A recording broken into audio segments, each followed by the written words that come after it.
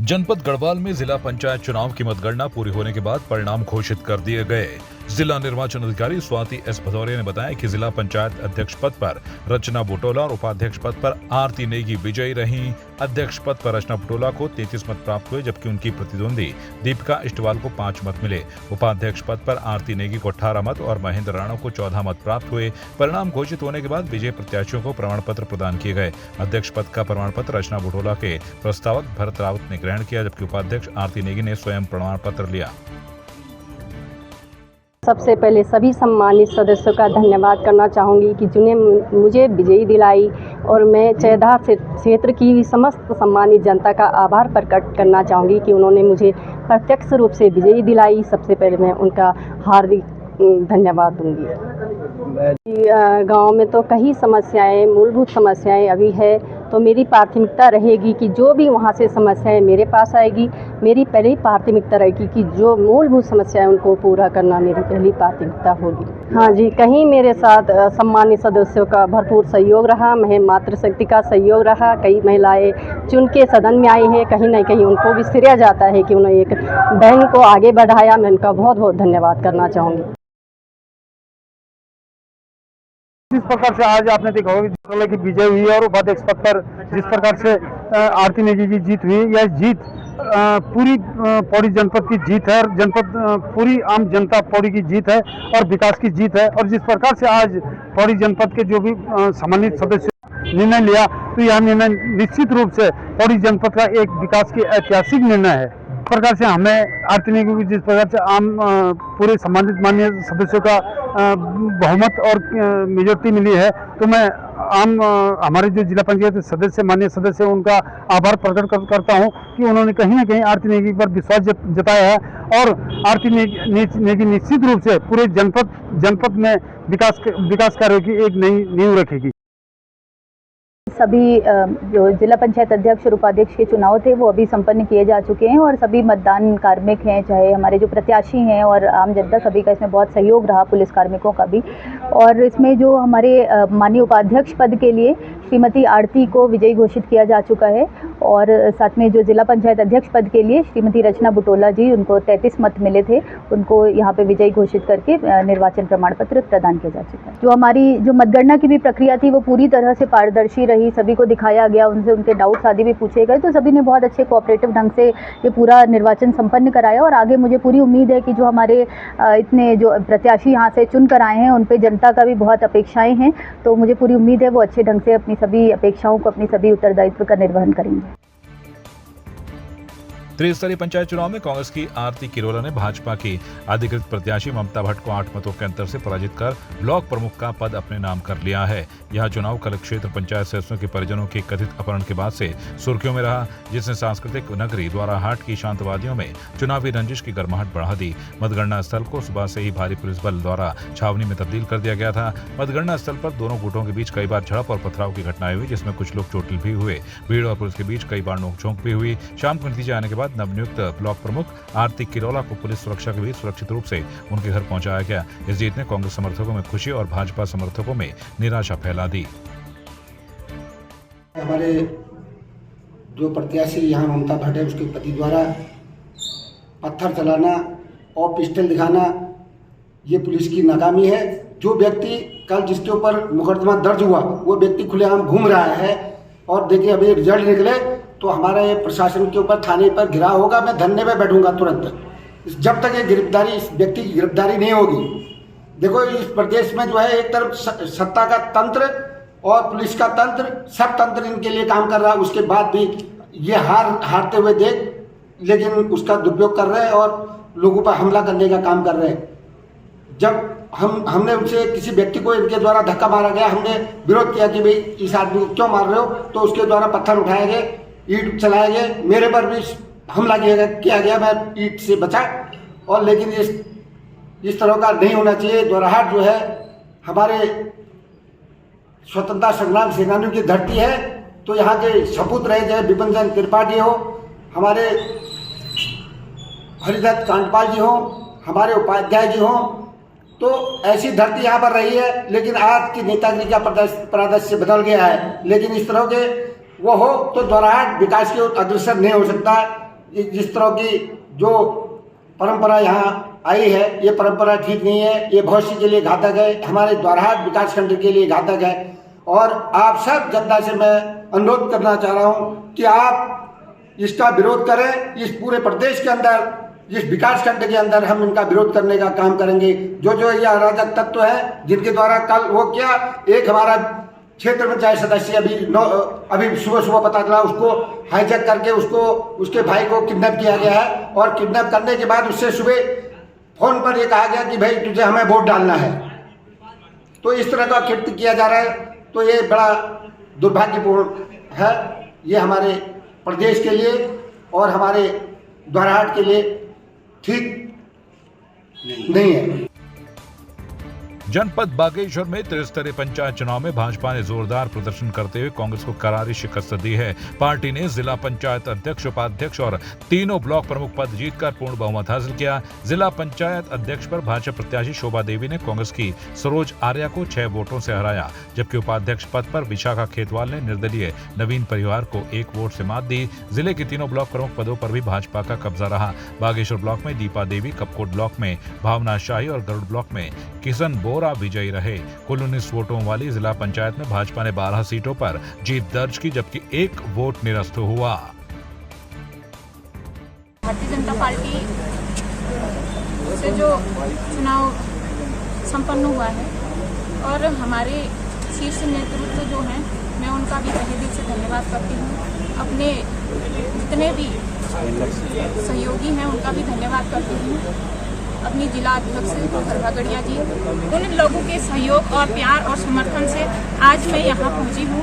ये सब उन लोगों का प्यार और सहयोगी है जो आज मुझे यहाँ इस मंच पर बैठाने का काम किया है। जो भी कार्य मुझे दिए जाएंगे उसके लिए मैं हमेशा तत्पर रहूँगी।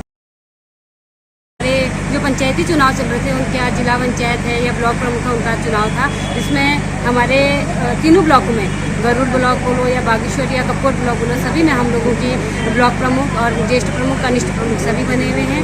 और हमारे जिले में जिलाध्यक्ष और जिला उपाध्यक्ष दोनों सीट हम लोगों ने हासिल कर ली है। मैं सभी जिले के शीर्ष नेतृत्व है, प्रदेश के शीर्ष नेतृत्व माननीय मुख्यमंत्री जी का, और मैं दोनों विधायक माननीय पार्वती दास जी हैं, माननीय सुरेश गढ़िया जी का मैं बहुत बहुत धन्यवाद ज्ञापित करती हूँ। उन्हीं के साथ हमारे जो दर्जा राज्य मंत्री आदरणीय शिवसिंह जी हैं, आदरणीय भूपेश उपाध्याय जी हैं, और हमारे प्रदेश के उपाध्यक्ष आदरणीय बलवंत भौरियाल जी हैं, और हमारे जो संगठन के कई दायित्व पे रहे और पिथौरागढ़ के प्रभारी आदरणीय कुंदन परिहार जी, जिनका हमेशा सहयोग बागेश्वर के विकास कार्य के लिए लगा रहता है। और समस्त जितने मेरी भारतीय जनता पार्टी के पदाधिकारी हैं और जितने मेरे कार्यकर्ता, मैं सभी को बहुत बहुत धन्यवाद ज्ञापित करती हूँ, बहुत बहुत शुभकामनाएं देती हूँ। आभार प्रकट करूंगा अपने बागेश्वर के देवतुल्य जनता का, अपने सम्मानित जिला पंचायत के सम्मानित सदस्यगणों का, जिन्होंने माननीय मुख्यमंत्री जी के विकास कार्यों को मोहर लगाकर पुनः अपने ज़िले की सरकार भारतीय जनता पार्टी की बनाई, अपने ब्लॉकों की सरकार भी भारतीय जनता पार्टी की बनाई।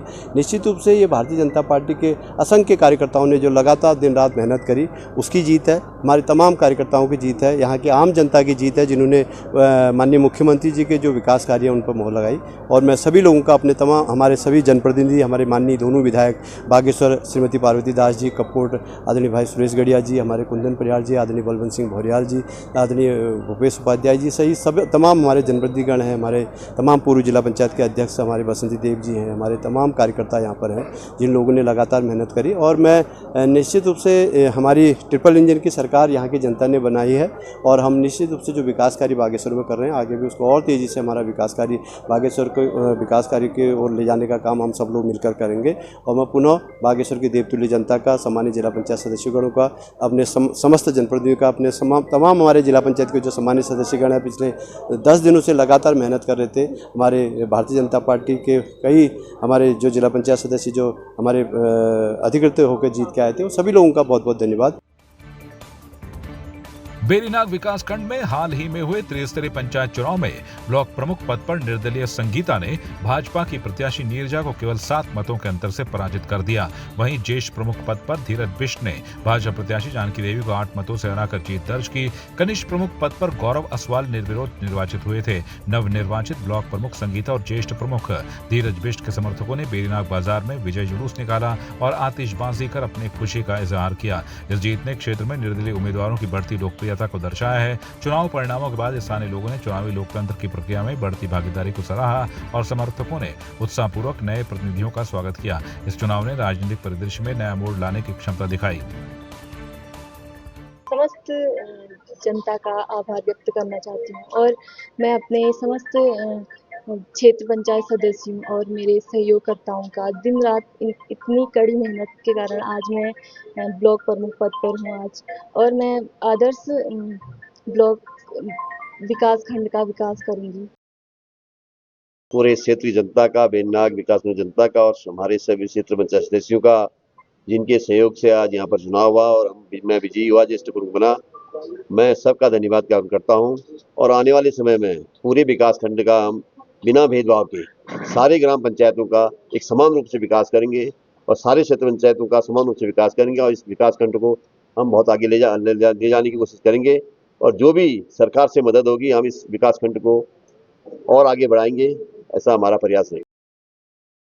मैं निर्विरोध कनिष्ठ प्रमुख निर्वाचित होने में सभी समस्त क्षेत्र पंचायत के सदस्यों का बहुत बहुत आभार व्यक्त करता हूं और ये वो करना चाहता हूं कि हम अब सब मिलके काम करेंगे और क्षेत्र के विकास के लिए पूरा सहयोग करेंगे और किसी को बिना भेदभाव के पूरे विकास खंड का विकास करेंगे।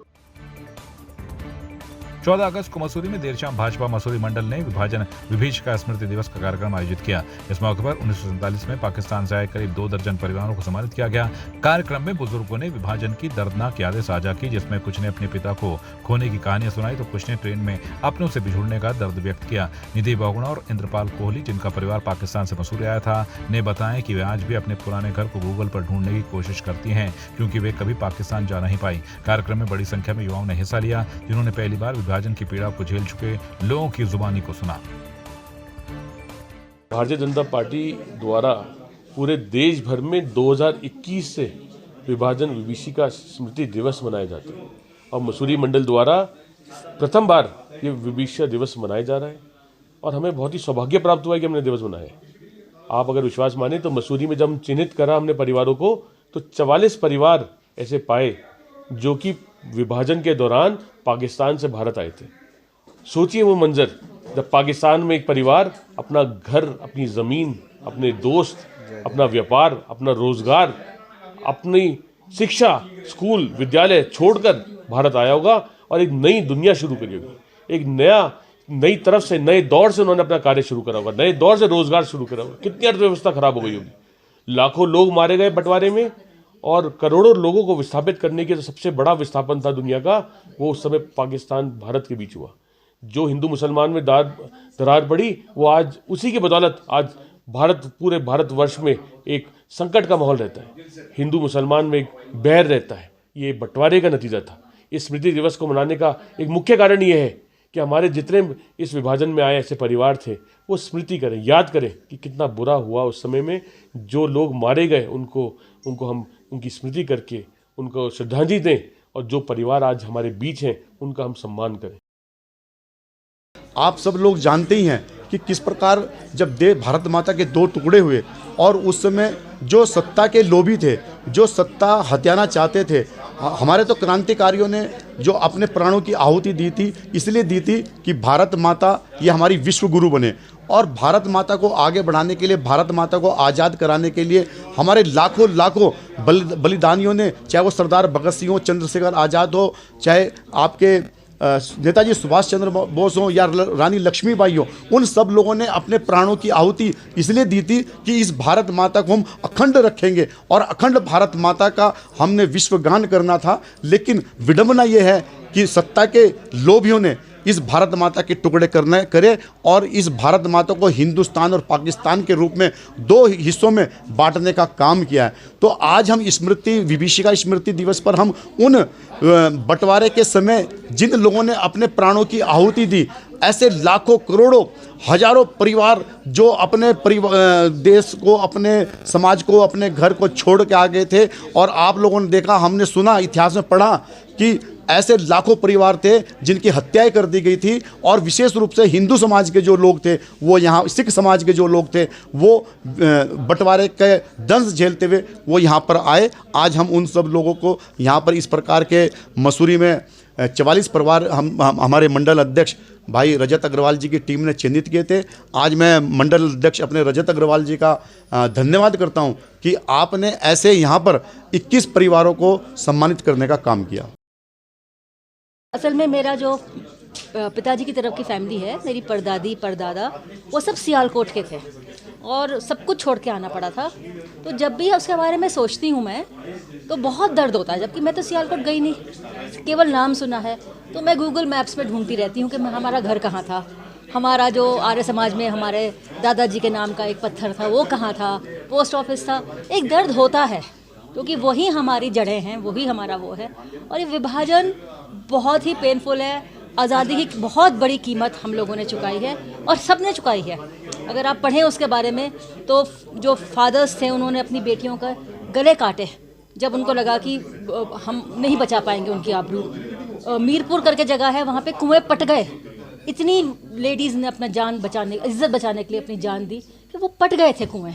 अब ये बातें हमें आगे बतानी चाहिए, बहुत पेनफुल हैं, लेकिन जब तक हम अपने इतिहास को सामने से नहीं देखेंगे और जब तक हम उसको महसूस नहीं करेंगे और जब तक एक्सेप्ट नहीं करेंगे, ये हुआ है। बहुत बड़ी उन्होंने बात करी है क्योंकि 14 अगस्त को Pakistan, dominion of Pakistan create हुई थी और उसकी वजह से जो दर्द, जो दंश, जो विस्थापन, बंगाल जो जिसको हम बोलते हैं बांग्लादेश, अब ईस्ट पाकिस्तान, वहाँ पे बंगाल के लोगों का हुआ और जो इधर हुआ हम पंजाब के लोगों का, बहुत भयंकर विस्थापन था।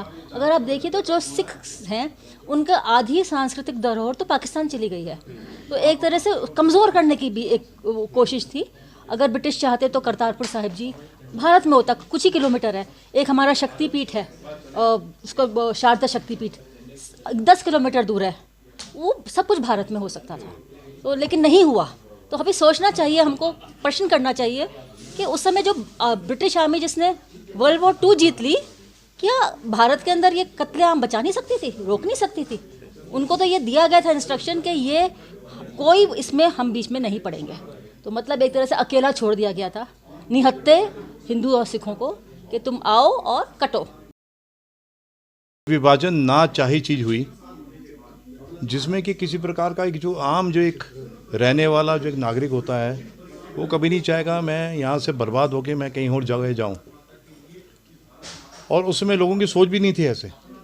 बट एक ऐसा पॉलिटिकल, मैं उसका कोई दोष आज नहीं देना पाऊँगा किसी का, क्योंकि वो बहुत ज़्यादा कुछ अलग लोग अन्यथा लेंगे उसको।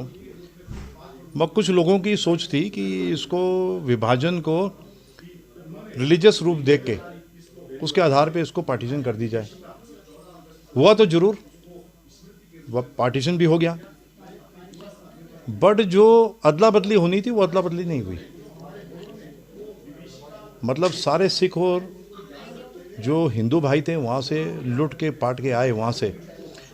लगभग उस समय जो एग्जैक्ट फिगर तो नहीं है क्योंकि काउंटिंग तो हो नहीं पाई, बट लगभग 1.5 करोड़ हिंदू और मुस्लिम, हिंदू और सिख भाई वहाँ से लूटपाट के आए। और लगभग जो संख्या जिन्होंने अपनी जान गंवाई वो लगभग 10 से 20 लाख लोगों की हत्या, उसमें हत्या ही बोलूँगा, हत्या ही थी वो। क्योंकि हिंदू और सिख बाय हार्ट तो हम हमेशा अहिंसा को हमने कभी बढ़ावा नहीं दिया। हम अहिंसा को नहीं मानते। हम कहते हैं कि नहीं, प्यार और उससे रहा जाए। हमारा परिवार जो कि उन चंद परिवारों में से था कि जो कि बोलना नहीं चाहिए, संपन्न थे हम लोग कोई भिखारी नहीं थे, हम संपन्न थे। अच्छा व्यापार था कोयटा बलूचिस्तान में। और वहाँ से हमारे दादाजी तो लास्ट में थे जिन्होंने बोला नहीं, हमको जाना नहीं है, हमको तो वापस ही आना है यहाँ पर, अभी टेम्पररी जा रहे हैं हम। तो जैसे सामान बुक होता है रेलवे गाड़ियों में, तो हमारे दादाजी ने सबसे लास्ट में सामान पहले सबका बुक कराया, भाई मैं आप थोड़ा बुक करा रहे हैं, थोड़ा बुक करा रहे हैं, लास्ट में बुक कराया जब उनको लगा नहीं हमको जाना पड़ेगा।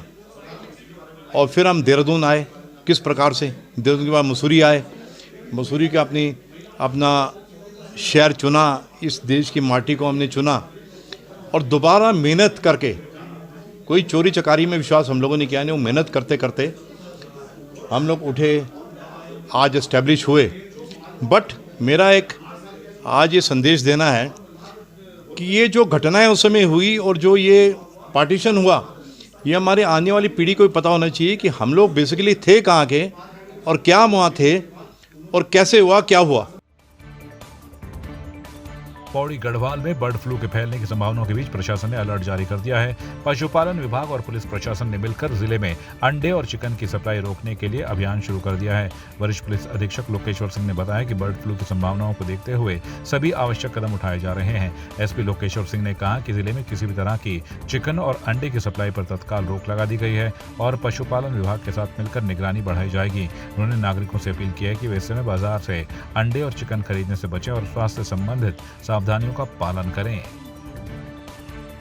पशुपालन विभाग के द्वारा हमारे पास आकर ये अनुरोध किया गया है कि हो सकता है यहाँ पर बर्ड फ्लू के केसेस आ सकते हैं, जिस कारण से जो बाहरी राज्यों से हमारे यहाँ पर अंडों की और चिकन की गाड़ियाँ आ रही हों, उनके ऊपर रोकथाम लगाने का उन्होंने अनुरोध किया है, जिसमें पुलिस के द्वारा उनके साथ भी सहयोग किया जा रहा है। जनपद में जो भी हमारे बाहरी राज्यों से जो बाहर से आ रही हैं, जो कि चिकन और एग्स लेकर आ रहे हैं, उनको हम लोग यहाँ पर रोकने का उनको रुकवाएंगे और उनको वापस करवाएंगे। पशुपालन विभाग के साथ और वेटनरी विभाग के साथ कोऑर्डिनेट कर रहे हैं। जैसे भी जो भी इंस्ट्रक्शंस होंगी उसी के अनुसार फिर आगे की कार्रवाई की जाएगी। आपकी इस पर क्या राय है, हमें कमेंट कर जरूर बताएं। इसके साथ ही आप हमारे YouTube चैनल को सब्सक्राइब कीजिए। आप हमें Facebook, Instagram, Twitter पर फॉलो भी कर सकते हैं और संवाद 365 के साथ एक क्लिक में जुड़ने के लिए डाउनलोड कीजिए संवाद 365 ऐप।